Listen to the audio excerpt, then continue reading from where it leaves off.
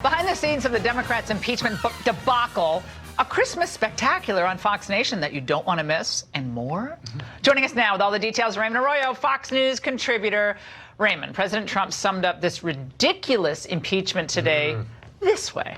I got to see quite a bit of it yesterday, and I watched these Democrats on the committee make fools out of themselves, absolute fools out of themselves. Well, that was pretty accurate. Laura, the president was referring to the judiciary hearings that were broadcast. Now, there were other moments over the last couple of days that were not shown. Much of this was rehash, grandstanding, and reprises of what those non-witnesses told us weeks ago. Even the members of the committee were bored to tears as this historic impeachment hearing began. Now, this is Congressman Luis Correa of California. He was so enthralled with Nadler's opening address that he became a citizen journalist. Do you see him there? He's holding up. They had a moment where he went around the room like this. Look, he's taking pictures of everybody, of the media and the people gathered. Amazing. Even Nadler was disinterested, Laura. While the Republican Doug Collins was speaking, Nadler pours himself a little Coke and heaven knows what else there. Mixers? I don't know. He's mixing the drinks, and then he nodded off. Clearly, there wasn't enough caffeine in the bottle because he was caught in the middle of the hearing snoozing. Poor man. I mean, his mouth was hanging open at one point. We're going to have to check with Jim Jordan if he was snoring.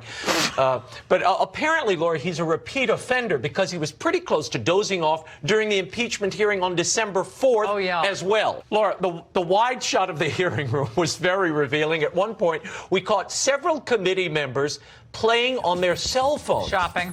I guess playing Candy Crush was preferable. Oh, they're shopping. I missed that Black Friday sale. Wait a second. Best Buy has it cheaper? Oh, no, they're all on their phones. Well, but and then there was this moment, a historical and religious feverino from Congressman Hakeem Jeffries. George Washington, in his farewell address to the nation, counseled America that the Constitution is sacredly obligatory upon all. The scripture says in the book of Psalms, "For the Lord loves justice and will not abandon his faithful ones." We undertake this responsibility prayerfully. And apparently he was very ecumenical, you were telling me. Yeah, he actually made a comment about, Elijah Cummings is no longer with us. He's in heaven. And he said with the prophet Muhammad. So we brought in all faiths. Wow.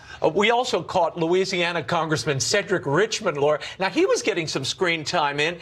He was apparently so bored during this impeachment debate, this solemn, prayerful occasion. He is watching a golf game. It is the President's Cup golf tournament. He was watching it during the 14-hour markup. Now, if this is so solemn, so prayerful, so weighty, how can you take minutes away watching a golf game?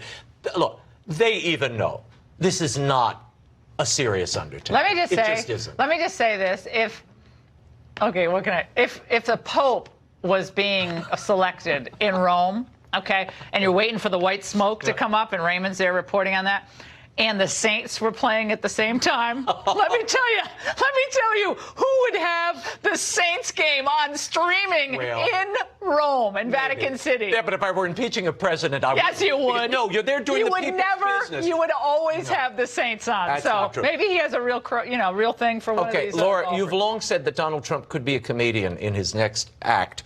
Well, in the great state of Pennsylvania this week, he tried his hand at some stand-up at the expense of Elizabeth Warren. Anybody see her beer deal where she said, "Oh, darling"? You ever see that deal? Darling, it's about her husband. Darling, it's great to see you. What are you doing here? It's like, that's her husband. He's supposed to be living in the house. My husband, Bruce, is now in here. Can I get a beer? Let's get a beer. She wants to be one of the group. You want a beer? No, I'll pass on the beer for now. That is one of the worst. He likes to relentless. He loves this stuff, the back and forth. Don't you like the call and respond? No, but he does it himself. But this was something that happened early this year, as I recall. But Trump remembers it because it's a visual for the public. This is why he cuts through. And I think all the things that you pointed out, the behind the scenes, reading the phones, being on the golf channel, pouring mixed drinks. So there was non-alcoholic. But I think all of that is going to appear, I bet, in a Trump campaign commercial. They didn't even take this seriously. We'll see.